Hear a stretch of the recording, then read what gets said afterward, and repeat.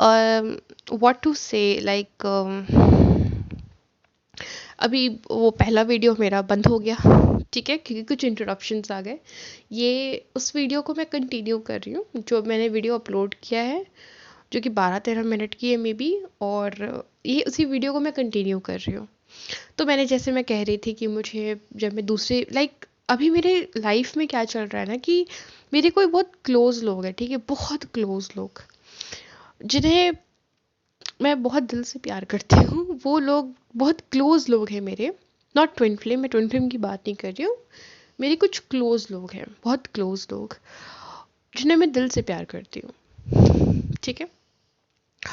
वो बहुत negative behave कर रहे हैं मेरे साथ, लाइक मेरी जो एटिट्यूड, आप पता नहीं, आप शायद इसे नार्सिसिस्ट पर्सनालिटी को जो भी कहो, बट लाइक मैं बहुत, देखो मैंने ना अपने लाइफ में एक चीज़ सीखा है कि अटैचमेंट किसी से नहीं रखना है, किसी से भी अटैचमेंट नहीं रखना है, मोह माया बिल्कुल भी नहीं रखना है, चाहे वो आपके पेरेंट्स हो, आपके बच्चे हो, आपके सिबलिंग्स हो, आपका कोई आपके इवन आपके ट्विन फ्लेम हो, इवन खुद से भी कोई अटैचमेंट नहीं रखना है, मोह माया नहीं रखना है। इवन अपने काम से भी कोई मोह माया नहीं रखना है। हर बस सिर्फ प्यार करना है, हर चीज़ से शुद्ध प्योर लव करना है। यही अब मेरी जो पर्सनालिटी का जो सबसे बड़ा हिस्सा है वो यही है। तो मैं सबके प्रति बहुत लवेबल एटीट्यूड रख रही हूँ, क्योंकि मैंने देखा है कि जब मैं किसी से बहुत अटैच्ड रहती हूँ, मोह माया में पड़ जाती हूँ ना, तो ये चीज़ मुझे बहुत बुरी तरीके से हिट करती है। तो 2023 लाइक अभी मेरे कोई बहुत क्लोज वंस है जिन्हें मैं बहुत दिल से प्यार करती हूँ। अब आई डोंट नो कि मैं उन्हें नार्सिसिस्ट लेबल करूँ या नहीं नहीं करूँ, क्योंकि उन्होंने मेरे लाइफ में बहुत इंपॉर्टेंट रोल प्ले किया, और I think because of the मो अटैचमेंट्स आई गेस, लाइक 2023 में आई वॉज वेरी डिसअपॉइंटेड। उस उस लेडी का जो मेरे लिए जो बिहेवियर रहा है वो बहुत नेगेटिव रहा है। वो लेडी मेरी सबसे करीब है, उस लेडी की वजह से मैंने बहुत कुछ सीखा है, बट 2023 में बहुत नेगेटिव बिहेवियर रहा है उस लेडी का। मुझे बहुत लो फील कराया है उस लेडी ने, मे बी जाने अनजाने में उसने ऐसी सी बातें कही है मेरे मुंह पर जो मुझे बहुत तकलीफ, जिन चीज़ों ने मुझे दिया है, और मुझे बहुत ट्रिगर कर दिया था। लाइक 2023 मेरे लिए बहुत स्ट्रगलिंग वाला टाइम था। 2020 सही था मेरे लिए, 21 भी सही था, 22 भी सही था, लेकिन 23 ना थोड़ा मेरे लिए चैलेंजिंग था। और लाइक अन्य पता है मेरे साथ क्या हो रहा था 2023 में, कि लाइक मैंने तो अपने आप को सही रखा था कि हाँ, किसी से भी मोह माया अटैचमेंट नहीं रखना है, सिर्फ प्यार करना है, शुद्ध प्रेम करना है। बट लोग ना मुझे बेमतलब, मतलब आई थिंक लोग मेरी फीलिंग्स का कदर नहीं कर रहे थे। बहुत क्लोज लोग ही, मैं अपनी यहाँ पे अपने ट्विन फ्लेम के बारे में बात नहीं कर रही हूँ, मेरे ट्विन फ्लेम में बहुत चेंजेस आई हैं, वो बहुत पॉजिटिव हो चुके हैं। अभी उनको और वर्क करने की ज़रूरत है, बट काफ़ी हद तक उनमें अच्छी चेंजेस भी आई हैं।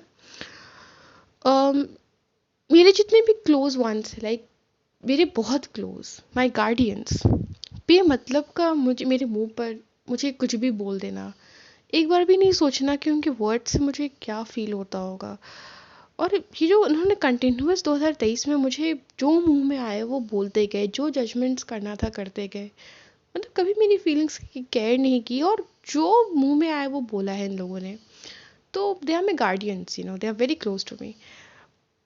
दो उनकी वजह से मेरी एग्जिस्टेंस है, और उन्होंने मुझे बहुत कुछ दिया है, लेकिन यू नो जाने जाने में अनकॉन्शियसली उन्होंने मुझे बहुत हर्ट किया अपने वर्ड से, उनके लिए, कि मैंने ऐसे जानबूझ के नहीं किया, और सीरियसली उन्होंने ऐसा जानबूझ के नहीं दिया है। वो खुद अपने लाइफ में बहुत उलझे हुए हैं, बहुत नेगेटिविटी में घिर गए हैं, बहुत सारी कर्मास, मतलब बहुत ज़्यादा नेगेटिविटी में घिर गए हैं, लेकिन जाने जाने में उनके वर्ड्स ने वर्ड्स में पावर होते हैं।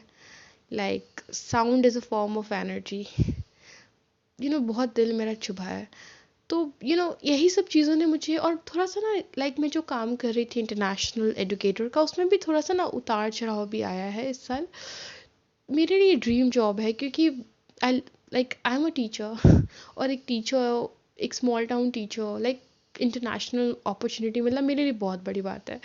तो यही सब इंसिडेंट्स के बाद, और ट्विन फ्लेम मेरी बहुत, जो मेरी डिवाइन मस्कुलिन है या फिर जो कह लो ट्विन फ्लेम है, better half, whatever you call it, उनमें बहुत चेंजेस आई है, ठीक है।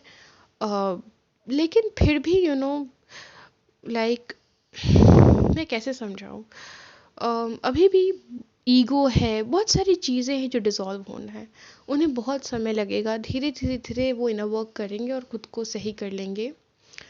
एंड इसीलिए that's why decided to move on to a new city, work, earn, learn, get better degree, establish my empire, become a strong personality। और I think इसमें कुछ गलत नहीं है, और मुझे भरोसा है कि मेरे ट्विन फ्लेम जो काफ़ी हद तक खुद में चेंजेस, उनमें चेंजेस आया है, बट अभी और बहुत, अभी और भी लेयरिंग्स हटना बाकी हैं। धीरे धीरे वो मटेरियलिस्टिक 3D लेयरिंग्स हटेंगी, एंड मर्जिंग और union, whatever you call it, होगा। एंड ये जो मेरी जो गार्डियन वाला भी जो इशू है, ये भी सही हो जाएगा। आई थिंक जब मैं नहीं रहूँगी यहाँ पे, तो डेफिनेटली उन्हें फील होगा दैट कुछ तो गलत था, that's why well, it's okay. और मुझे आप लोगों से बहुत बातें करनी है, but I don't know from where to start. Okay, तो मैं अब ये वीडियो एंड कर रही हूँ। I think not ending, I am not ending this video. मैं इसमें भी कुछ बोलना चाहूँगी। आई थिंक मैं इस वीडियो को भी थोड़ा बड़ा रखना चाहूँगी, ठीक है। कि देखो, लाइक मैं एक सच बताती हूँ, ठीक है। लाइक मैं क्या बताऊँ, लाइक मैं अपने ट्विन फ्लेम पे थोड़ा डिस्कशन करना चाहूँगी कि लाइक मैं बहुत, मेरे लिए थोड़ा इजी था स्पिरिचुअल ट्रांसफॉर्मेशन, अपने 3D मटेरियलिस्टिक लेयर्स को, जो मोह माया से निकल कर चेतना की ओर बढ़ना मेरे लिए इजी था। लेकिन मेरे ट्विन के लिए थोड़ा हार्ड है। मेरे लिए इजी क्यों था कि कहीं ना कहीं मैं जिस फैमिली में हूँ ना, वहाँ मटेरियलिज्म कम है, स्पिरिचुअलिज्म ज़्यादा है, आध्यात्मिकता यहाँ ज़्यादा है और भौतिकता कम है। मुझे बचपन से ऐसा माहौल मिला है, मेरी मम्मी वैसी रही है, मेरे गार्डियन वैसे रहे हैं। मैं ऐसे माहौल में रही हूँ जहाँ पे बचपन से आध्यात्मिकता आई थिंक मेरे खून में है, या फिर मैं आध्यात्मिक माहौल में पली बड़ी हूँ। लेकिन जो मेरे ट्विन है, लाइक मुझे जहाँ तक लगता है कि उन्हें मेरे जितना आध्यात्मिक माहौल नहीं मिला है। जितना आसान मेरे लिए रहा है ना कि ये भौतिकता मटेरियलिज्म को तोड़कर स्पिरिचुअलिज्म में जाना, शरीर से चेतना की ओर बढ़ना, मेरे लिए जितना आसान रहा है, मेरे ट्विन के लिए ये थोड़ा मुश्किल है।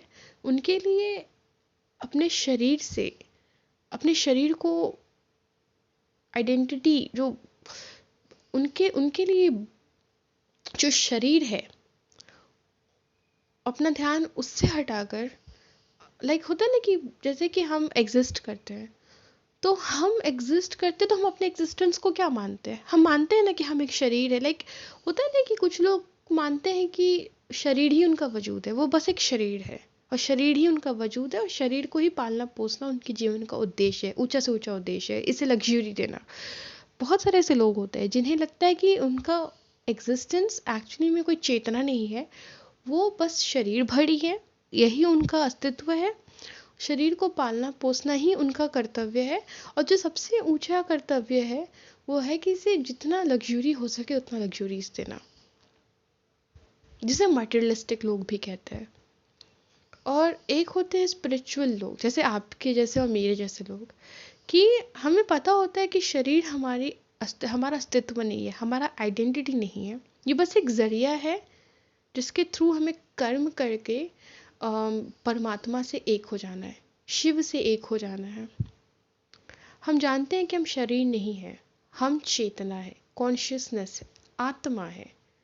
शरीर ने आत्मा जो है वो शरीर के अंदर, या आत्मा जो है वो शरीर में कुछ दिन के लिए बसा हुआ है, after certain period of time आत्मा निकल जाएगा, अपने जर्नी में कंटिन्यू करेगा और शरीर बड़ी कर दिया जाएगा, क्रिमेट कर दिया जाएगा, जो भी किया जाएगा।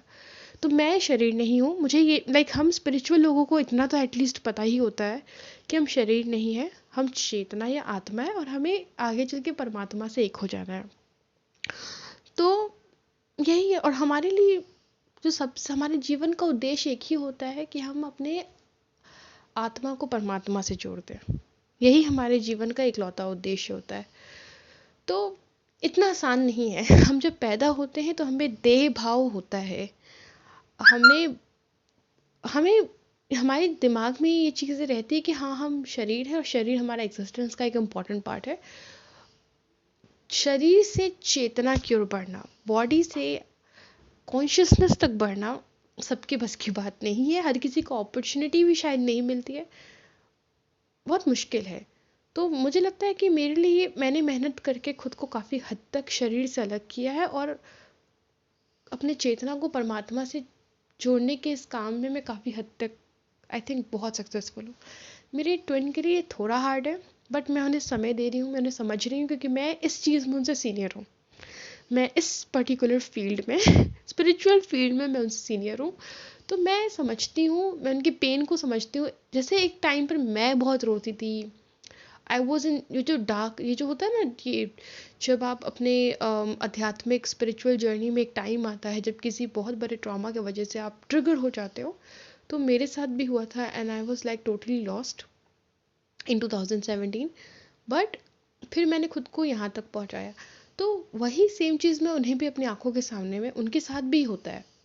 ठीक है, कर्मा जो मैं यहाँ भी यही कहूँगी कि शायद जाने जाने में जो दर्द जो भी उन्होंने मुझे पहुँचाया, जो तकलीफ़ उन्होंने मुझे दी, आज वो उस तकलीफ़ को अपने ऊपर फील करते हैं।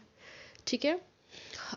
मैं देख रही हूँ उन्हें कि जैसे एक दिन एक समय पे मैं दुखी रहती थी, मैं तड़पती थी, आज उनके साथ ये सब कुछ हो रहा है और वो फील कर पा रहे हैं कि नहीं, मुझे कहीं और नहीं बल्कि मुझे अपने ट्विन के साथ होना चाहिए था। लेकिन अभी भी मैं उनसे बहुत आगे जा चुकी हूँ। मैंने बहुत बहुत बहुत काफ़ी हद तक अपने आप को देह भाव से अलग किया है और अपने चेतना को परमात्मा से काफ़ी ज़्यादा जोड़ा है। उन्हें भी इस स्टेट ऑफ कॉन्शियस, अगर उन्हें मर्ज करना है मेरे से, अगर उन्हें मेरे से मर्ज करना है, तो उन्हें डेफिनेटली, अगर उन्हें मुझसे एक होना है तो डेफिनेटली उन्हें भी उस लेवल पर आना पड़ेगा। तो अभी समय लगेगा। मैंने ये काम बहुत पहले कर लिया, काफ़ी हद में, बहुत कम ही उम्र में मैंने बहुत अच्छा खासा अपने ऊपर काम किया है। शायद उन्हें थोड़ा समय लगेगा, हो सकता है कि उन्हें बहुत साल लग जाए, लेकिन मैं उन्हें समझती हूँ, स्पेस देती हूँ और हमेशा उनका इंतज़ार करती हूँ। मुझे पता है कि वो ज़रूर इवॉल्व, जब वो इतना तक पहुँच गए, जब उन्हें एहसास तो एटलीस्ट हो गया ना कि what I was going through that time, और मुझे ये कंफर्म हो गया कि हाँ, जो फीलिंग्स मेरी थी वो नॉर्मल थी एंड ये उनके साथ भी हो रहा है। धीरे धीरे दैट कि जो मैं फील करती थी अपने ट्विन के लिए, मेरे ट्विन भी मेरे लिए वही फील करते हैं। जितना मैं अडोर पूजती थी उन्हें, वो भी मुझे उतना पूजते हैं।